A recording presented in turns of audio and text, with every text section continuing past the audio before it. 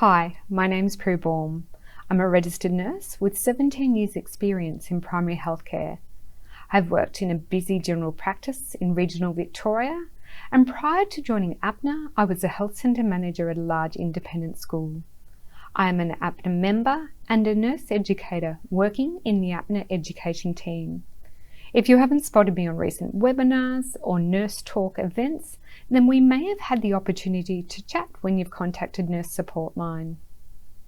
Today, I am talking to you about the importance of smoking cessation and the positive influence that nurses can have on the health of patients who smoke. All primary healthcare nurses can develop their knowledge and skills to confidently have brief advice conversations with their patients about smoking. Firstly, we need to understand the importance of smoking cessation care. The 2019 Australian figures showed that 11% of Australians aged 14 and over smoke daily, and that tobacco is the single leading cause of preventable death and disease in Australia. The Australian Burden of Disease study in 2018 showed that tobacco use contributed to almost 20,500 deaths. So that's 13% of all deaths in 2018. Along with this, tobacco use was causally linked to the burden of 41 individual diseases. So this can include different types of cancer, cardiovascular diseases, COPD, asthma, and type 2 diabetes. Tobacco use is also associated with reduced fertility and pregnancy complications such as miscarriage, stillbirth, preterm delivery, and low birth weight. It is important to point out that tobacco dependence is a chronic medical condition, and tobacco use disorders are included in the DSM-5. The features of tobacco use disorders include symptoms of withdrawal, tolerance, and cravings, with people continuing their use despite having knowledge of health risks.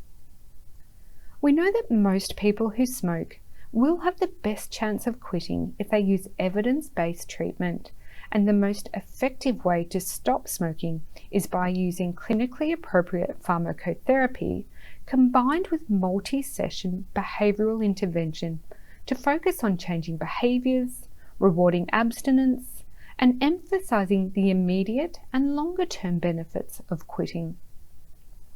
So why is it important for primary healthcare nurses to provide smoking cessation care? The delivery of smoking cessation care by more than one type of health professional has the potential to increase quitting. Primary healthcare nurses can help by taking every clinically appropriate opportunity to deliver brief advice and share positive messages about expected health benefits. These opportunities may include chronic disease management, where tobacco is a known risk factor, when we administer vaccines, undertake health assessments and wound care, during preconception and postnatal checkups, and following a period of hospitalisation. So, how do we care for patients who smoke? While many patients are asked about smoking, few receive help that is practical. Quit, in consultation with health professionals, has developed a brief advice model.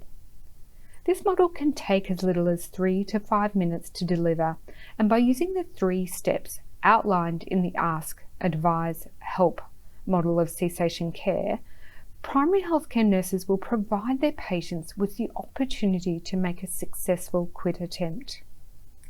Clinical tools to support nurses to do this important work, including the brief advice model, can be found at quitcentre.org.au. So what is brief advice?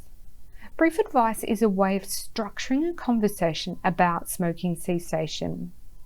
The steps in the brief advice model include all the elements of best practice smoking cessation care, including the combination of behavioural intervention and pharmacotherapy if it is clinically appropriate for the patient. Brief advice can be delivered simply, quickly, and effectively in 3 steps: ask, advise, help. Ask your patient about their smoking status and ensure their medical record is up to date. Do they currently smoke? Have they previously smoked? If so, then make sure you document the recency of cessation. For patients who previously smoked, it is important to ask about the recency of quitting and to congratulate and reaffirm the cessation. If they have never smoked, again, great, congratulate and reaffirm. Advise your patient to quit in a clear, non-confrontational and personalised way. Provide advice on the most effective way to quit, why quitting is important, and if they have recently quit, the importance of staying quit. We can help by offering a referral to all patients who smoke or those who have recently quit for behavioural intervention. Quitline is a great example of this, and if clinically appropriate, we can facilitate access to pharmacotherapy. Quitline is a free stop smoking service that delivers behavioural intervention over multiple sessions.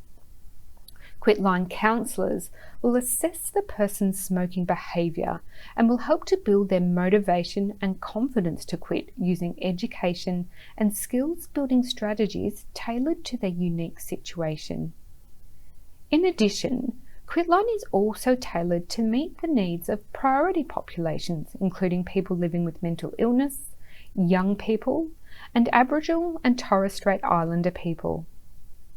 Those who have a hearing or speech impairment can call via the National Relay Service, and there is also an option of an interpreter for people who speak languages other than English. Further information and resources about pharmacotherapy are available at quitcentre.org.au.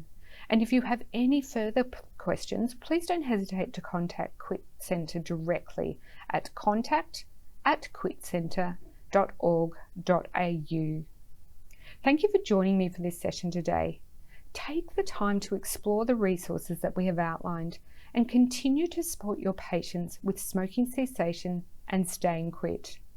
See you next time.